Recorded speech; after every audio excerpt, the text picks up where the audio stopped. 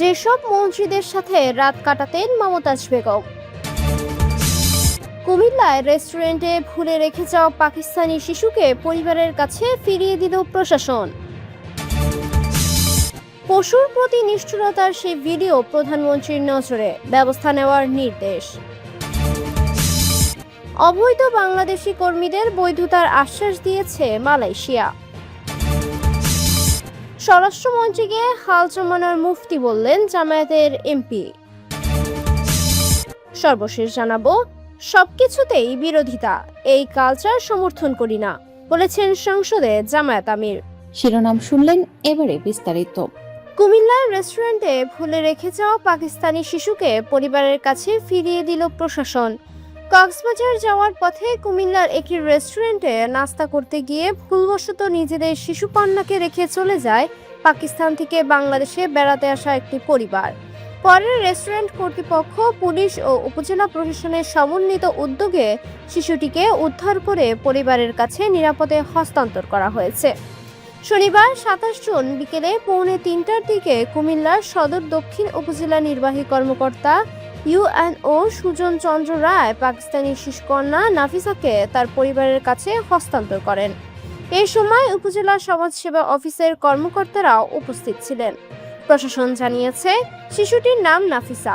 পাকিস্তানের কাশ্মীর থেকে পরিবারের সদস্যদের সঙ্গে বাংলাদেশ ভ্রমণে এসে তারা সড়কপথে কক্সবাজার যাচ্ছিলেন।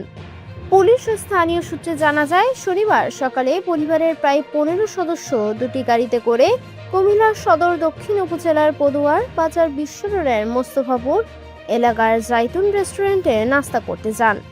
নাস্তা শেষে তাড়াহুড়ার মধ্যে সবাই গাড়িতে উঠলেও ভুলবশত শিশু নাফিসা রেস্টুরেন্টেই থেকে যায়।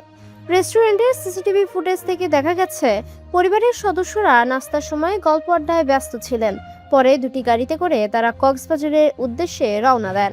জাইতুন রেস্টুরেন্টের স্বত্বাধিকারী লুৎফুর রহমান রিপন জানান, পরিবারের সদস্যরা চলে যাওয়ার পর রেস্টুরেন্টে শিশুটিকে দেখতে পেয়ে তারা তাকে নিজেদের হেফাজতে নেন এবং বিষয়টি সদর দক্ষিণ থানাকে অবহিত করেন। পরে পুলিশ এসে শিশুটিকে উদ্ধার করে প্রশাসনের সহযোগিতায় পরিবারের কাছে পৌঁছে দেয়।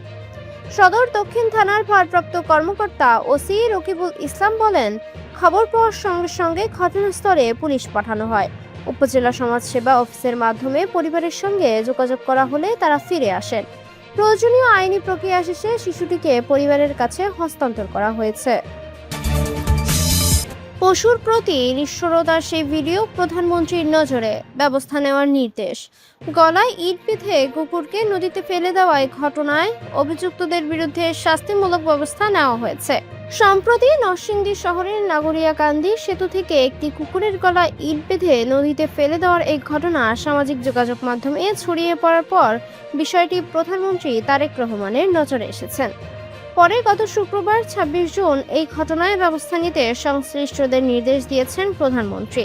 শনিবার অভিযুক্তকে গ্রেপ্তারের বিষয়টি নিশ্চিত করেছেন নরসিংদী মডেল থানার ARM আল মামুন। গ্রেপ্তার মোহাম্মদ আলী কামারগাঁও এলাকার আব্দুর রবের ছেলে। এর আগে গত বুধবার বেলা 11:30টার দিকে নাগরিয়াকান্দি সেতু থেকে কুকুরের গলায় ইট বেঁধে নদীতে ফেলে দেন ওই যুবক। এই ঘটনার ভিডিও সামাজিক যোগাযোগ মাধ্যম ফেসবুকে ছড়িয়ে পড়ে। বৃহস্পতিবার নিজ এলাকা থেকে ওই যুবককে গ্রেপ্তার করে পুলিশ। এদিকে পশুর প্রতি এমন নির্মম নির্যাতনের ভিডিও সামাজিক যোগাযোগ মাধ্যমে ছড়িয়ে পড়া ভিডিওটি প্রধানমন্ত্রী তারেক রহমানের নজরেও আসে। পরে এই ঘটনায় ব্যবস্থা নিতে গত শুক্রবার সংশ্লিষ্টদের নির্দেশ দেন তিনি। নরসিংদী মডেল থানার ARM আল মামুন ইত্তেফাক ডিজিটালকে বলেন, ঊর্ধ্বতন কর্মকর্তাদের সার্বিক নির্দেশনায় অভিযুক্ত মোহাম্মদ আলীকে গ্রেপ্তার করা হয়েছে। ঘটনায় জড়িত বাকিদেরও আইনের আওতায় আনতে কাজ করছে পুলিশ। প্রাথমিকভাবে জানা গেছে, কুকুর স্থানীয় এক নারী লালন পালন করতেন। কিছুদিন আগে মাটিতে গর্ত করায় কুকুরটির গলায় ইট বেঁধে নদীতে ফেলে দেয় আলী। এই ব্যাপারে আইনি ব্যবস্থা নেওয়া হচ্ছে। অবৈধ বাংলাদেশি কর্মীদের বৈধতার আশ্বাস দিয়েছে মালয়েশিয়া। মালয়েশিয়া নতুন করে বাংলাদেশি কর্মী নিয়োগের পাশাপাশি দেশটিতে অবস্থানরত অবৈধ বাংলাদেশি কর্মীদের বৈধতা দেওয়ার আশ্বাস দিয়েছে বলে জানিয়েছেন পররাষ্ট্রমন্ত্রী খলিলুর রহমান। শনিবার ২৭ জুন মালয়েশিয়া ও চীন সফর শেষে সচিবালয়ে আয়োজিত এক সংবাদ সম্মেলনে তিনি এ তথ্য জানান।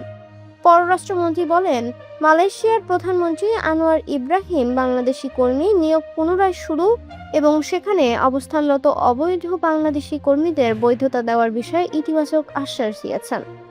তিনি আরও জানান, রোহিঙ্গা সংকটের টেকসই সমাধানে বাংলাদেশকে সহযোগিতা করার প্রতিশ্রুতি দিয়েছে মালয়েশিয়া। পাশাপাশি দক্ষিণ পূর্ব এশিয়ার আঞ্চলিক জোট আসিয়ানে বাংলাদেশের সদস্যপদ অর্জনের প্রচেষ্টায়ও দেশটির সমর্থন জানাবে বলে আশ্বাস দিয়েছে। দ্বিপক্ষীয় সম্পর্ক প্রসঙ্গে খলিলুর রহমান বলেন, মালয়েশিয়ার সঙ্গে বাংলাদেশের সম্পর্ক এখন নতুন উচ্চতায় পৌঁছেছে। মালয়েশিয়ার প্রধানমন্ত্রীর শেয়ার করা মহাজুদু গানও দুই দেশের ঘনিষ্ঠ সম্পর্কের প্রতীক হিসেবে বিবেচিত হতে পারে। চীন সফরের বিষয়ে তিনি জানান, তিস্তা প্রকল্প বাস্তবায়নের সর্বোচ্চ সহযোগিতা করতে সম্মত হয়েছে চীন। এই লক্ষ্যে প্রকল্পের সম্ভাব্যতা সমীক্ষা দ্রুত এগিয়ে নিতে দুই দেশ একমত হয়েছে। পররাষ্ট্রমন্ত্রী বলেন, এবারের সফরের মাধ্যমে বাংলাদেশ চীন সম্পর্ক আগের যে কোনো সময়ের তুলনায় আরও গভীর ও বন্ধুত্বপূর্ণ পর্যায়ে উন্নীত হয়েছে। স্বরাষ্ট্রমন্ত্রীকে হাল জামানার মুফতি বললেন জামায়াতের এমপি। জাতীয় সংসদে স্বরাষ্ট্রমন্ত্রীকে হাল জামানার মুফতি বলে মন্তব্য করেছেন জামায়াতে ইসলামীর সংসদ সদস্য শাহজাহান চৌধুরী। স্বরাষ্ট্রমন্ত্রী সালাউদ্দিন আহমেদের একটি বক্তব্যে তীব্র সমালোচনা করে তিনি কথা বলেন। শনিবার 27 জুন বাজেট আলোচনায় অংশ নিয়ে চট্টগ্রাম 15 আসনের সংসদ সদস্য শাহজাহান চৌধুরী বলেন, চট্টগ্রামে এখন বলা হচ্ছে ফতোয়ার জন্য আর মাদ্রাসায় যেতে হবে না, ফতোয়া এখন পার্লামেন্টেই দেওয়া হয়। শাহজাহান চৌধুরী আরো বলেন, জামায়াতে ইসলামীকে যারা এবার ইসলামী দল নয় বলে ফতোয়া দিচ্ছেন, তাদের জামায়াত সম্পর্কে জানতে হলে 100 বছরের ইতিহাস জানতে হবে। এদিন 2026 থেকে 27 অর্থ বছরে প্রস্তাবিত বাজেটের উপর সাধারণ আলোচনায় অংশ নিয়ে জাতীয় সংসদে উত্তপ্ত বাক্য বিনিময় করেছেন সরকারি ও বিরোধী দলীয় দলের সংসদ সদস্যরা। স্বরাষ্ট্রমন্ত্রীকে আলিফ বাতা না জানা লোক হিসেবে অভিহিত করে শাহজাহান চৌধুরী বলেন, ফতোয়ার জন্য তারা আর হাটহাজারী, পটিয়া বা লালবাগে যাবেন না, বরং এই মহান পার্লামেন্টে যার কাছ থেকে ফতোয়া পাওয়া যাচ্ছে তার কাছ থেকেই ফতোয়া নেবেন। শাহজাহান চৌধুরীর এই বক্তব্যের পরপরই বাজেট আলোচনায় অংশ নেন বিএনপির সংসদ সদস্য জয়নুল আবেদিন ফারুক। তিনি জামায়াত নেতার বক্তব্যের তীব্র সমালোচনা করে সংসদকে উত্তপ্ত না করার অনুরোধ জানিয়ে বলেন, নিজেদের কথা নিজেরাই বিচার করা উচিত।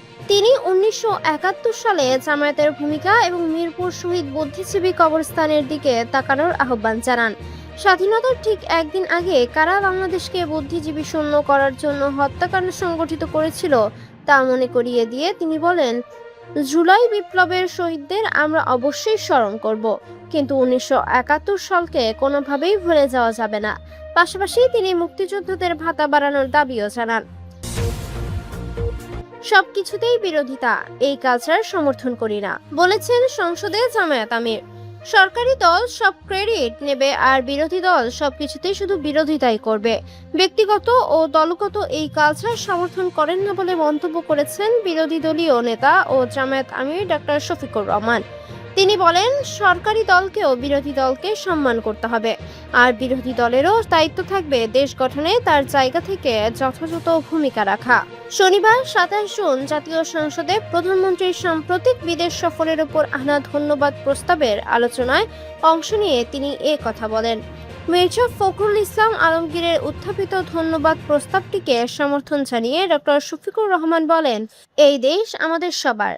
আমরা স্বাধীন পররাষ্ট্রনীতির কথা বলে থাকি। আমরা সত্যিকার অর্থেই একটি স্বাধীন পররাষ্ট্রনীতি দেখতে চাই এবং তা বাস্তবায়ন করতে চাই।